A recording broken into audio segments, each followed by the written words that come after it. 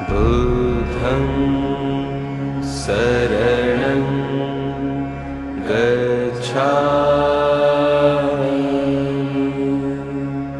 धम्मं शरणं गच्छामि संघं शरणं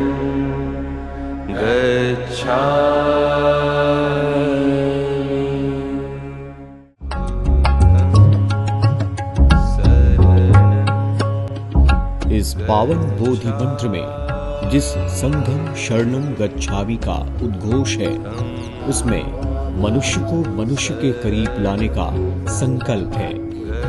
यह सर्व जन कल्याण के लिए संगठित होने का संकल्प है। यह संकल्प है संघ यानी संयुक्त होकर स्वयं का विस्तार करने का। बौद्ध धर्म की अलौकिक आध्यात्मिक आभा का असीम विस्तार हुआ। यह इस संघम शरणम गच्छामि मंत्र का ही प्रभाव है। परंतु चिंतन और चिंता की बात यह है कि जिस उत्तर प्रदेश की पावन स्थली सारनाथ में महाकारुणिक तथागत भगवान महात्मा बुद्ध ने अपना प्रथम उपदेश दिया, उसी उत्तर प्रदेश में भगवान बुद्ध के उपदेशों को अपेक्षित विस्तार न मिल सका।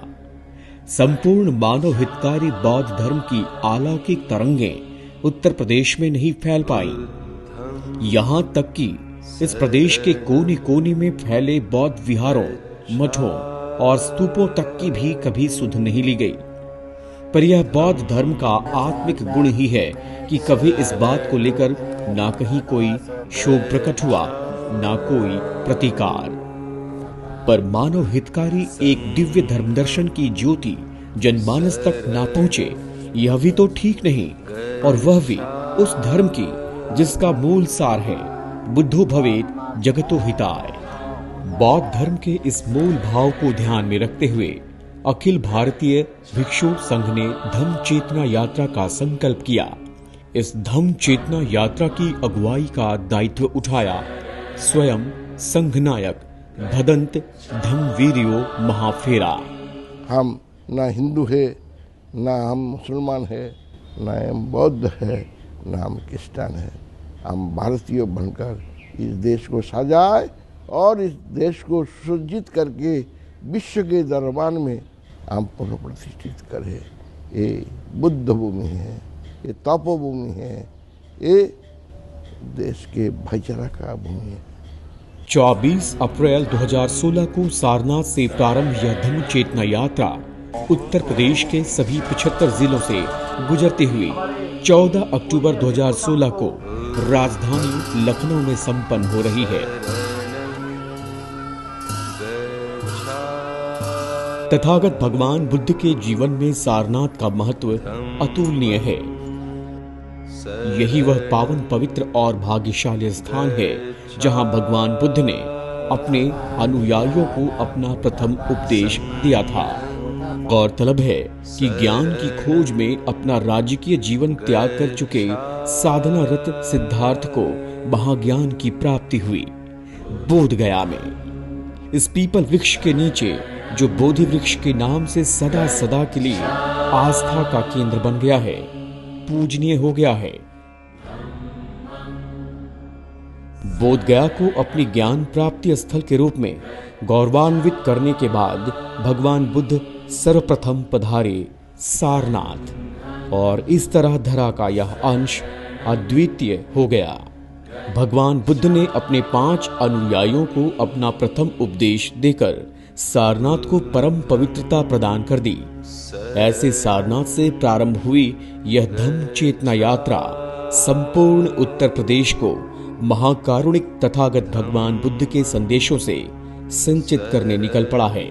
बुद्ध की ये कर्म भूमि होने के बावजूद बुद्ध ने के चरण इस पावन भूमि पे पड़े और जिस तरीके से इस भूमि पे बुद्धिज्म का विकास होना चाहिए था वो नहीं देखने को मिला है। यात्रा 24 अप्रैल को प्रारंभ हुई है। यह माँ बोधिसत्व डॉक्टर भीमराव अंबेडकर के जन्म का माँ है और सुखद संयोग यह है कि संपूर्ण राष्ट्र वर्ष 2016 को डॉक्टर अंबेडकर की 125वीं जन्म जयंती के रूप में मना रहा है। यात्रा 14 अक्टूबर 2016 को लखनऊ में संपन्न हो रही है। यह वह दिन है जब सन 1956 में डॉक्टर अंबेडकर ने नागपुर में बोधिसत्व की महादीक्षा ग्रहण की थी। एक साथ करने के प्रयास कर रहा हूं मैं, और सबसे ज़्यादा भिक्षु को एक साथ करके इस यात्रा की साथ में लेकर के चलने की कोशिश कर रहा हूं हम। तथागत भगवान बुद्ध का संपूर्ण संदेश मानव कल्याण के लिए है, और उसमें भी समाज की अंतिम पंक्ति में खड़े दलित वंचित के उत्थान की चेतना सर्वप्रथम है।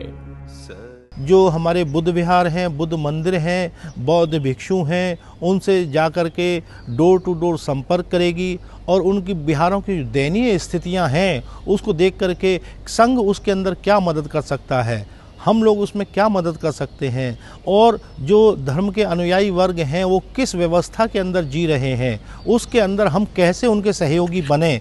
भिक्षु और अनुयायी का आपस में संवाद हो, भिक्षु अनुयायी को समझे, अनुयायी भिक्षु को समझे, अनुयायी संघ को समझे, अनुयायी धम्म को समझे, अनुयायी बुद्ध को समझे। उत्तर प्रदेश में जब ये हवा और फिजा चलेगी उसको आगे बढ़ाने का काम पूरे देश के अंदर करेंगे, और विश्व के अंदर कैसे बुद्ध का गुणगान हो जाए, यही इस यात्रा का उद्देश्य है। भगवान बुद्ध के चिंतन में जो दो तत्व सबसे महत्वपूर्ण हैं वे हैं अहिंसा और करुणा।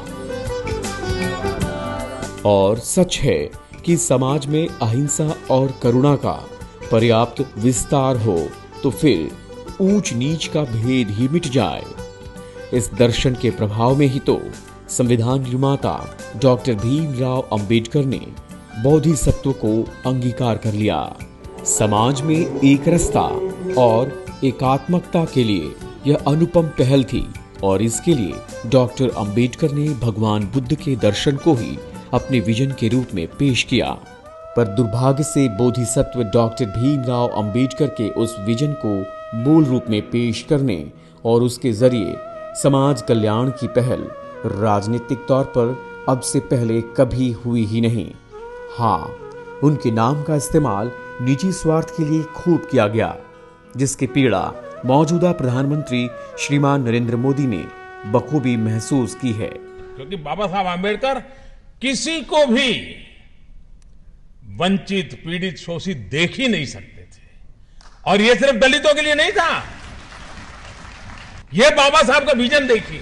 लेकिन उस समय की सरकार इस प्रोग्रेसिव बातों के सामने जब आवाज उठी तो टिक नहीं पाई। समय बदलता गया, लोगों की सोच में भी थोड़ा सुधार आता गया। धीरे धीरे कभी एक चीज सरकार ने मान ली, कभी दो मान ली, कभी एक आई, एक कभी दो आई। धीरे धीरे करके बाबा साहब ने जितना सोचा था वो सारा बाद में सरकार को स्वीकार करना पड़ा। लेकिन बहुत साल लग गए, बहुत सरकारें आके चली गई। कहने का मेरा तात्पर्य यह है कि अगर मैं दलितों के अंदर बाबा साहब को सीमित कर दूंगा तो इस देश की 50% जनसंख्या माताओं बहनों को बाबा साहब ने इतना बड़ा हक दिया, उनका क्या होगा। और इसलिए यह आवश्यक है कि हम बाबा साहब को उनकी पूर्णता के रूप में समझे, स्वीकार करें। प्रधानमंत्री ने न सिर्फ बोधिसत्व डॉक्टर भीमराव अंबेडकर की इस पीड़ा को महसूस किया, बल्कि डॉक्टर अंबेडकर से भावनात्मक लगाव रखने वाले समस्त देशवासियों की भावनाओं का ख्याल किया। वे सभी पहल और कार्य किए जिनसे बाबा साहेब का सम्मान होता है। 26 अलीपुर रोड, जहां बाबा साहब ने अपने जीवन की अंतिम सांस ली, उसको राष्ट्रीय स्मारक और भव्यकरण करने का काम चल रहा है। डॉक्टर अंबेडकर फाउंडेशन उसको विश्व स्तर के ऊपर डॉक्टर अंबेडकर राष्ट्रीय प्रतिष्ठान के रूप में बनाने का काम किया जा रहा है। उसका बहुत ज़्यादा भव्यकरण किया जा रहा है। इंदू मिल जो चैत्य भूमि के नज़दीक है, उसको स्मारक बनाने का काम किया जा रहा है। लंदन, जहां बाबा साहब ने पढ़ाई की थी, हमें गर्व है कि हमारी महाराष्ट्र सरकार ने उस भूमि को खरीदने का काम किया और उसको भी स्मारक बनाने का काम किया जा रहा है। ये ऐसे कुछ महान कार्य हैं जो भावनात्मक रूप से हमारे दिलों को छूते हैं। हमने इन लोगों से कभी अपेक्षा नहीं की, वो चीज़ हमको देने का काम कर रहे हैं। अपने आप को हम इस चीज़ को लेकर के गर्वान्वित महसूस कर रहे हैं। बाबा साहेब के सम्मान में किए गए ये समस्त कार्य और पहल असल में इस देश के समस्त बौद्ध धर्मावलंबियों, दलित, शोषित, वंचितों और डॉक्टर अंबेडकर में आस्था और विश्वास रखने वालों का सम्मान है। दुर्भाग्य से अब तक बाबा साहेब अंबेडकर और भगवान बुद्ध के नाम का राजनीतिक इस्तेमाल तो हुआ, पर उनके मूल संदेशों को जन जन तक पहुंचाने की बात हाशिए पर ही रह गई। पर अब इस धम्म चेतना के जरिए एक नई पहल हुई है। अब वक्त है कि उत्तर प्रदेश की जनता इस मर्म को समझे कि तथागत महाकारुणिक भगवान बुद्ध और बोधिसत्व डॉक्टर भीमराव अंबेडकर ने सामाजिक एकात्मकता और एकरसता का जो संदेश दिया है, उसे उसके मूल में समझने का वक्त आ गया है। एक नया सरकार आया हुआ है इस देश के अंदर में, विकास के लिए मौन रखा हुआ है। मैं बाबा साहब का जन्मदिन के ऊपर मोह के अंदर में मोदी जी ने मुझे मिला और आज जोड़ के मेरे को कहा था, बुद्ध को, भूमि को सुंदर करो, विकसित करो और फल फूलों से सजाओ। तो आज मैं भारत के उत्तर प्रदेश के लोगों को ये संदेश दे रहा हूँ, आओ हम एक साथ मिलकर इस देश को, उत्तर प्रदेश को सजाए, उत्तर प्रदेश को विकसित करे।